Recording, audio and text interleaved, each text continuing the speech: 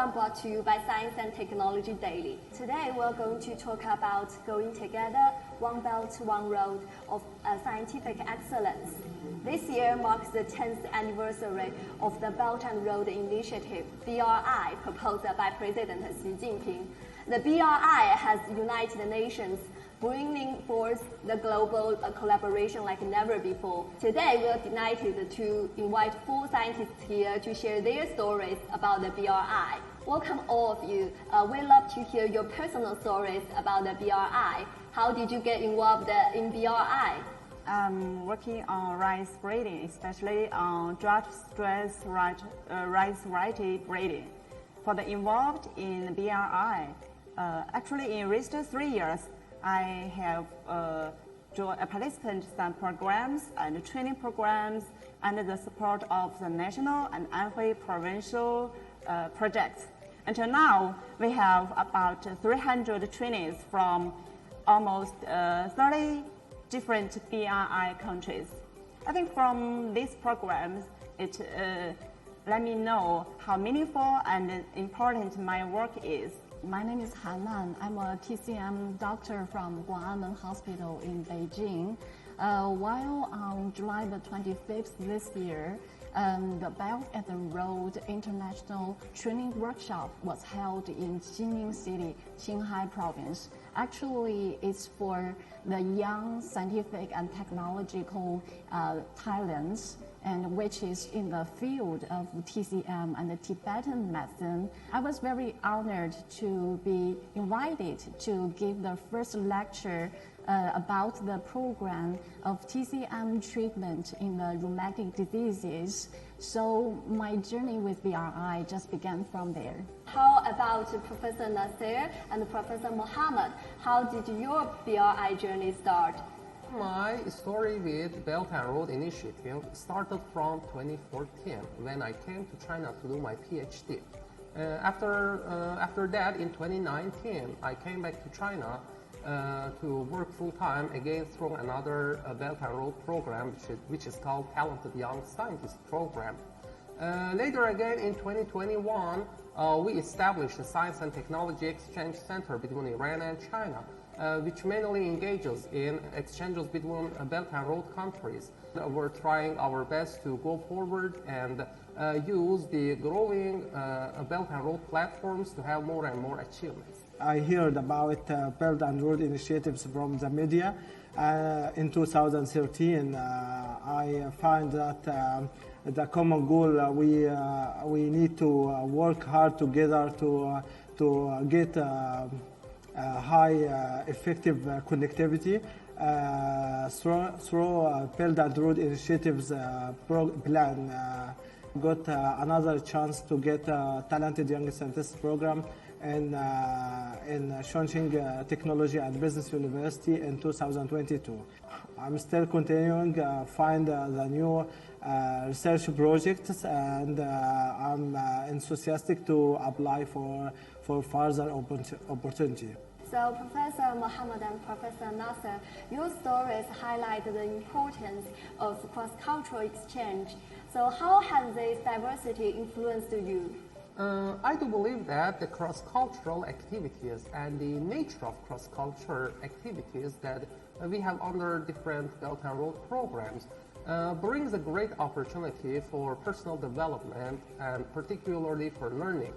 I mean, when you have these people coming from different nations with different backgrounds, different cultures, they come with different characteristics, doing the things in different ways. For example, when we want to solve a scientific problem and we gather a team from different nationalities coming with different backgrounds, we could clearly see how different people look at the same problem in a different way. In nowadays modern society, we need to work together. We need to have this cross-cultural cooperation, and by that we can move forward, we can have a faster and better progress. China and Egypt has a big historical culture. There's some similarity and some differences.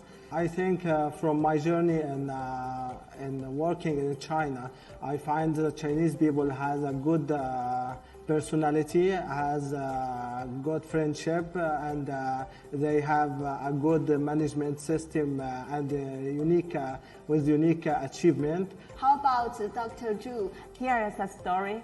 And we have a Pakistani postdoc working in our team. When we get to work together at the first time, and we need to do the teamwork like transplanting. And even though my colleagues can speak Chinese fluently, but there are also some local words, and also in rural area we plant rice. We talked a lot about it, and until we unify our standings. So now we can communicate very fluently, and the work can go very smoothly. That's the impact, I think, for me, for my work. I'm very grateful to join the BRI project. I heard that Dr. Han said it's a milestone that shaped her career path. So do you have your experience to share with us? While, TCM has been inherited by the Chinese nation for thousands of years, I think it is not only a vehicle for cultural exchange, but also a highly practical medical discipline. Both Chinese medicine and Western medicine need to be constantly developed and innovated. So the BRI provides with us a platform for the countries along the Belt and Road to communicate, without which there is no possibility to develop. TCM is known as the green therapy, as it is quick, long-lasting, safe, and non-toxic. Yeah, right? I don't know, have you ever been accepted TCM treatment? Oh, I have. Yes? Yes. I have the experience. It was a backache. Then the kind of treatment I received is what we call in Chinese guasha. It's kind of treatment with a hard stick, which is kind of, I think, massaging the muscles that have been under pressure, or the nerves that the problem has happened at that place. So I found it very useful, and of course maybe a little bit just painful. Today I will give you an example, and now I will show you a little magical artifact. And Professor محمد and Professor Zائer, do you know its name? I can read it, but I don't know maybe what exactly it is. Maybe you are not familiar with this. Now let me introduce this TCM treatment. It's called 三伏贴. I will show you with all of you now. This little paste with herbs. Do you know 三伏? 三伏 is named as the dog days. It refers to the 30 or 40 hottest days in summer.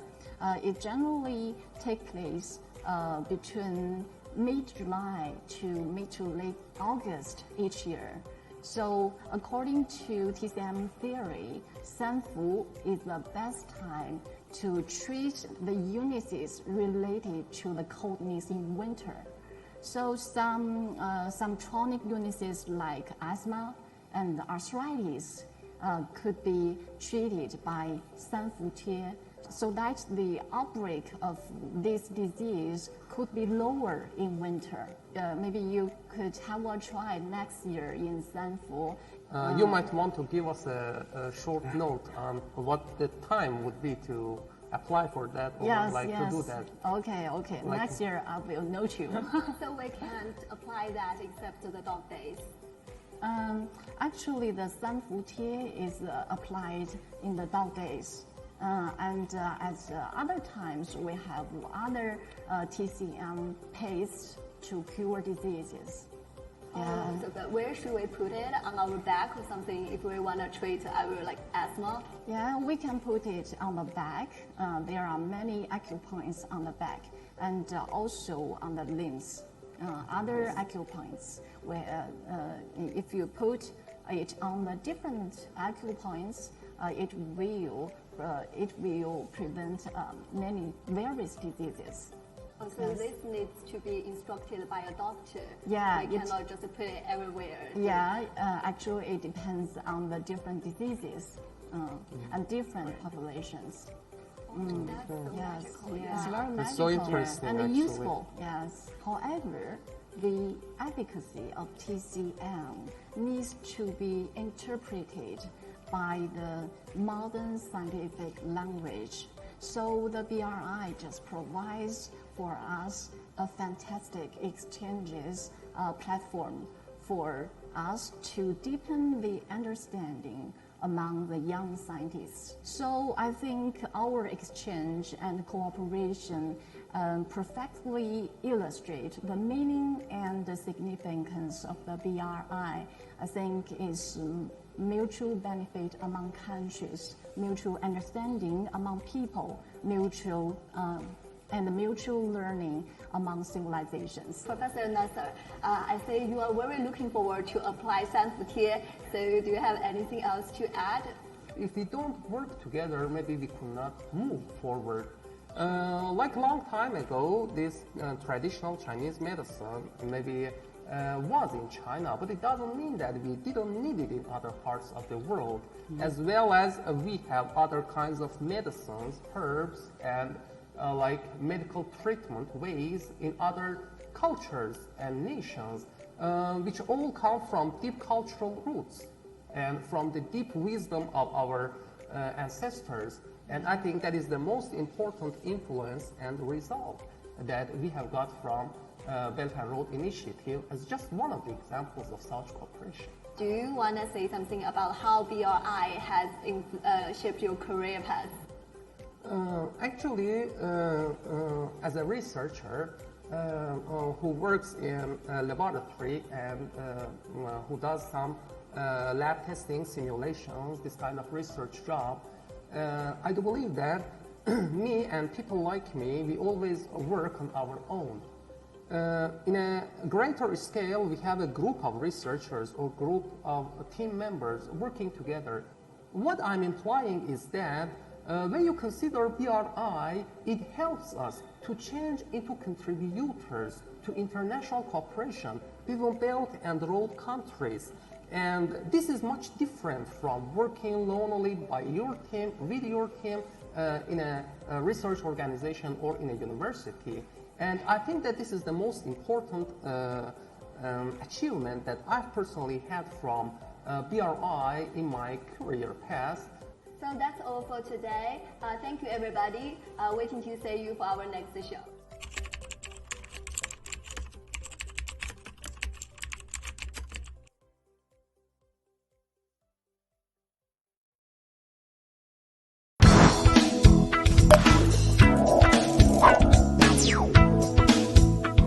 Welcome back to Youth and Tech. We are going to continue to talk about our topic today, which is going together, one belt, one road of scientific excellence. I've heard that Dr. Zhu had the experience of learning from her Bangladesh colleagues. Could you share the experience with us, Dr. Zhu? As I mentioned before, we had training programs before, and during that time, I talked a lot with different people from different BRI countries. And we also jointly applied an international program supported by Anhui province.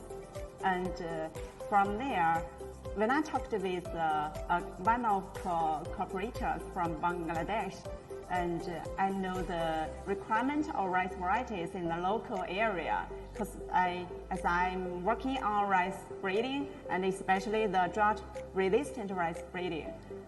So actually, I think rice is the maple food of the world. So here, I think everybody eats rice, right? Right. Yeah. So here is question. So what kind of rice do you prefer? The softer, sticky one, or hard one? How about you, Dr. Nasser? Maybe according to our culture or according to our habits. Yeah. Maybe I'm used to eating that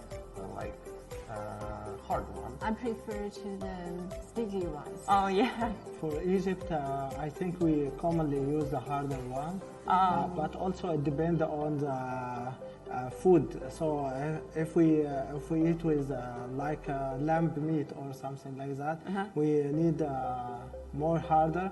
But we need in some food we need soft one or sticky one. Yeah, that's true. Actually, here I bring some samples of rice, different rice varieties, and you can have a look at it. It has different shapes, transparency, and you can choose which one you like. I think which one is popular in your country. And this one is short one, and this one is wide. Are they different? I've not different. I've not noticed this much of difference. The different shape, different transparency. Yeah. You're being too expert about it. We just eat it. Yeah. Actually, we have thousands of germplasm. It's just samples sold in the supermarket. Yeah. I think this white one, we call it jiangmi or nuomi. They are all high-quality rice varieties. I know high quality. Because they can meet different areas in the world. You know, global warming now, it's coming more hotter and hotter. Yeah. So which kind of this rice can be grown in different conditions? Yeah, so I think your major is environmental science. So yeah, I think this is what you care about. So here is I want to share with you all. So this variety is a new variety we just bred, and this one is we call it water saving and drought tolerance rice varieties. Rice is water coasting crop, you know, and actually this variety we bred it just want to reduce the water use, and it can normally grow with less water irrigation. And actually, from the cooperator from Bangladesh, when I communicate with him, I get to know the requirement of specific rice varieties, like what it tastes, what the smell, what the shapes the local people like, and also the weather condition, the labor force, and mechanical conditions there. So that helps me a lot to know how to breed what kind of specific rice varieties for them. That's very interesting and a difference there. Informative, actually. I think the main food every day here. Yeah, it is. Yeah. It actually is. Yeah. It gives us a deeper insight on what we eat every day. Thank you. Thanks to you. I think that it's a common wish for all over the world to keep the food security and the environment healthy. Yeah. The story is quite fascinating, and we've known various of rice. So Professor Muhammad and Professor Nasser, you've been living and working in China for years. So what's your understanding of the BRI, of the core of BRI, and how would you explain BRI to people in your country or to your world? Actually, BRI, as I say, it's build a community of shared future. Through it, a lot of research projects can be processed by different countries. My research area is environmental science, which means interdisciplinary science. Come together, come from biology, chemistry, statistics, and technology, and some physics. Actually, PRI offer research projects that facilitates cooperation with different countries, and by processing this project, we can offer a good future for all connected people. Well, thank you a lot, Professor Muhammad. So what's your opinion about this, Professor Nasser? Actually, I've faced two famous sayings in China, which I do believe is the root of the initiatives such as Belt and Road. One says that when there is this grand journey, when there is this grand purpose, all the people under the sky are equal. As we call it in Chinese, we say, 大大者行，天下为公. And I'm sure that this kind of saying, if not said in Chinese, might not suggest the meaning very clearly. There is another ancient saying in China, which I had the chance to learn throughout my studies of Chinese language, and it gives me deeper insights about how the Chinese nation think about the world, how their values are, and how the beliefs are. And it talks about beauty. It's a long sentence in Chinese coming with repetition of different aspects of beauty. To be translated in English, it says that every beauty has its own beauty, and this beauty flows among beautiful people. On the other side, we have beauty for everybody, and this everybody covers all our planet, all the people under the sky again. And I think that this kind of beliefs, this kind of presentations show that again, this Belt and Road Initiative was based on the ancient culture of the great Chinese nation. Professor Muhammad and Professor Nasser have just shared with us their unique views about the core of BRI and how they are going to explain to their people about BRI. So what more do you expect about BRI in the future? We need to emphasize science and technology program and the innovation exchange. But I want to say that in upcoming years, this year and the upcoming years, we need more detailed and practical activities. We need more patience for sustainable development, for low carbon development, development of the industrial chain, and as well as the economical development of our societies. That is my biggest expectation from BRI and the relevant programs and platforms. While TCM has been an important part of the exchanges among the countries along the Asian Silk Road, so I hope that more people from the countries along the Belt and Road could understand more about TCM and fall in love with. And I also hope that TCM could develop better and better in the future with broader cooperation. And in the future, I hope all of us can share longer ideas and protective methods to solve it smoothly, so we can work together to donate the common community of humans to keep the food security, the environment healthy, and so on. This year, it marks the 10th anniversary of the Belt and Road Initiative, a decade of practice that has demonstrated a way of prosperous and broad to share scientific development for the world. So thanks for joining us to explore the journey with us. Thank you. See you next time.